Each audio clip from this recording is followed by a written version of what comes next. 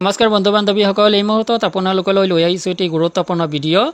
অৰুণোদয় আঁচনি সংক্ৰান্ত যথেষ্ট গুৰুত্বপূৰ্ণ কিছু তথ্য আপোনালোকক এই ভিডিঅ'টোত জনাব চেষ্টা কৰিম। বন্ধুসকল, আপুনি অৰুণোদয় আঁচনিৰ এখন প্ৰপত্ৰ ইতিমধ্যে লাভ কৰিছে নেকি? যদি কৰা নাই, কিয় কৰা নাই, বা যদি আপোনাৰ কাৰ্যালয়ত প্ৰপত্ৰখন এতিয়াও আহি পোৱা নাই, কেতিয়া আহি পাব? আপোনাৰ কাৰ্যালয়ত প্ৰপত্ৰ আহি পালে আপুনি এই প্ৰপত্ৰখন হাতত কেতিয়া পাব?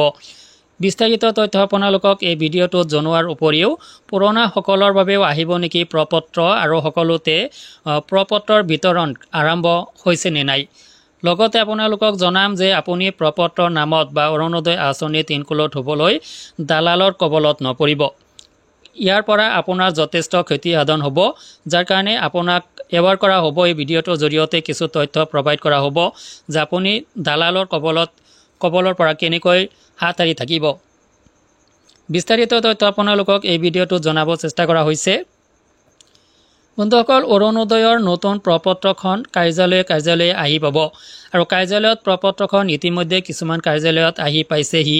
যদি আপোনাৰ সংশ্লিষ্ট কাৰ্যালয়খনত অৰুণোদয়ৰ প্ৰপত্ৰখন আহি পোৱা নাই, তেতিয়াহ'লে অৱশ্যেই কিছুদিনৰ ভিতৰত কাৰ্যালয়ত আপোনাৰ কাৰণে অৰুণোদয়ৰ প্ৰপত্ৰ এখন আহি পাব। গতিকে আপুনি আপোনাৰ কাৰ্যালয়খনৰ সৈতে যোগাযোগ ৰাখিব লাগিব। ইতিমধ্যে জানিব পৰা অনুসৰি কিছুমান কাৰ্যালয়ত অৰুণোদয়ৰ প্ৰপত্ৰখন আহি পাইছে, আৰু যাৰ কাৰণে সেই সংশ্লিষ্ট কাৰ্যালয়ৰ অধীনত যিসকল হিতাধিকাৰী পৰে তেওঁলোকে অৰুণোদয়ৰ প্ৰপত্ৰখন ইতিমধ্যে লাভ কৰিব। যদি আপোনাৰ কাৰ্যালয়ত প্ৰপত্ৰখন আহি পোৱা নাই, আপুনি অপেক্ষা কৰক। 2-4 দিনৰ ভিতৰত আপোনাৰ কাৰ্যালয়ত এই প্ৰপত্ৰখন এভেইলেবল হৈ উঠিব, যাৰ কাৰণে আপুনি প্ৰপত্ৰখন সংগ্ৰহ কৰিব পাৰিব। ইয়াৰ বাবে আপোনাৰ কৰণীয় কাম এটাই হৈছে যে আপুনি কাৰ্যালয়ৰ সৈতে ওতঃপ্ৰোত জড়িত থাকিব লাগিব। আপোনাৰ কাৰ্যালয়ত প্ৰপত্ৰখন আহি পাইছে নে নাই, কাৰণ অৰুণোদয়ৰ বাবে আহিব নিৰ্দিষ্ট প্ৰপত্ৰ, আৰু এই নিৰ্দিষ্ট প্ৰপত্ৰখন আপুনি অফিচৰ পৰা যিকোনো প্ৰকাৰে সংগ্ৰহ কৰিবই লাগিব।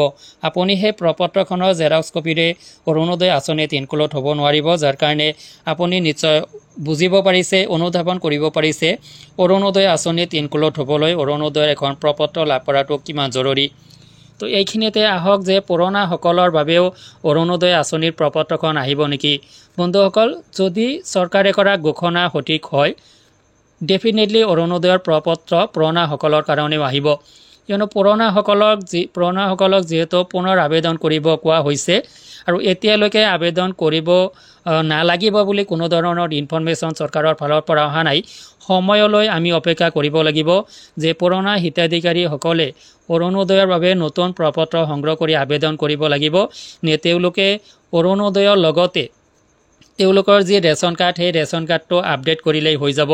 তো এনেকুৱা কোনো ইনফৰমেশ্যন অহা নাই। আগৰ ইনফৰমেশ্যনখিনিয়ে ৰৈ আছে যে পুৰণাসকলে অৰুণোদয়ৰ বাবে আবেদন কৰিব লাগিব। তো বন্ধুসকল, হয়তো এনেকুৱাও হ'ব পাৰে যে পুৰণা হিতাধিকাৰীসকলে যেনেকুৱাভাৱে আছে তেনেকুৱাভাৱে থাকিব। তেওঁলোকে তেওঁলোকৰ ৰেচন কাৰ্ডটো কেৱল অৰুণোদয়ৰ সৈতে সংলগ্ন কৰিব লাগিব। এনেকুৱা হ'লেও যথেষ্ট সুবিধা হ'ব বহু পুৰণা হিতাধিকাৰীসকলৰ কাৰণে। কিন্তু এই প্ৰক্ৰিয়াটো আৰম্ভ হ'বনে নাই নাজানো। মোৰ ব্যক্তিগতভাৱে মই অভিমত ব্যক্ত কৰিছোঁ এনেকুৱা হ'ব পাৰে, কিন্তু সদ্যহতে পুৰণা হিতাধিকাৰীসকলেও প্ৰপত্ৰ এখন সংগ্ৰহ কৰিব লাগিব অৰুণোদয় আঁচনিত তেওঁলোকে পুনৰবাৰ আবেদন কৰাৰ বাবে। তো বন্ধুসকল, এই ক্ষেত্ৰত আপোনালোকক জনাইছোঁ যে অৰুণোদয়ৰ নামত যথেষ্ট দালাল লুণ্ঠন ৰাজ চলে। অৰুণোদয়ৰ প্ৰপত্ৰ পোৱাৰ পৰা আৰম্ভ কৰি অৰুণোদয়ৰ ধন পোৱাই দিয়ালৈকে বহুত দালাল চক্ৰ সক্ৰিয় হৈ থাকে অৰুণোদয় আঁচনি আৰম্ভ হোৱাৰ লগে লগে। তো আপোনাক জনাইছোঁ বহু হিতাধিকাৰীৰ পৰা 4-5 হাজাৰ টকালৈকে সংগ্ৰহ কৰাৰ বহু উদাহৰণ আছে। বহু দালালক ইতিমধ্যে কৰায়ত্ব কৰা হৈছিল অৰুণোদয় আঁচনিৰ নামত যেতিয়া আবেদন কৰিব দিছিলে। এইবাৰো ইয়াৰ অনুৰূপ ধৰণৰ ব্যৱস্থা ল'ব পাৰে চৰকাৰে। গতিকে দালালৰ পৰা আপুনি সাৱধানে থাকক। অৰুণোদয়ৰ প্ৰপত্ৰ আনিবলৈ আপুনি কাৰ্যালয়ত পইচাও খৰচ কৰিব নালাগে। বিনামূলীয়াভাৱে আপুনি অৰুণোদয়ৰ প্ৰপত্ৰখন লাভ কৰিব, সংগ্ৰহ কৰিব পাৰিব। যদি আপুনি দালালৰ জৰিয়তে প্ৰপত্ৰখন সংগ্ৰহ কৰিছে, তেতিয়াহ'লে আপুনি বহুত ধন আপোনাৰ খৰচ কৰিব লগা হ'ব, আৰু দালালৰ কবলত পৰিলে আপুনি আইনৰ মেৰপাছত সোমাই যাব পাৰে। দালালৰ লগতে আপোনাৰ যি আইনী প্ৰক্ৰিয়াৰ মাজত সোমাই যাব পাৰে। গতিকে যদি আপুনি দালালৰ পক্ষ লৈছে বা দালালৰ জৰিয়তে অৰুণোদয় আঁচনিত ইনক্লুড হ'ব বিচাৰিছে, ইয়াৰ পৰা আপুনি সাৱধানে থাকিব লাগিব। কিয়নো অৰুণোদয়ত অন্তৰ্ভুক্ত হ'বলৈ আপুনি আইনী মেৰপাকত যাতে সোমাই নপৰে, আপুনি যাতে আইনী প্ৰক্ৰিয়াৰ মাজলৈ সোমাই নাযায়, কোনো বেমেজালিত যাতে আপুনি নপৰে, ইয়াৰ বাবে আপুনি সদায় সতৰ্ক হৈ থাকিব লাগিব। আপুনি দালালৰ পৰা সদায় সাৱধানে থাকিব লাগিব।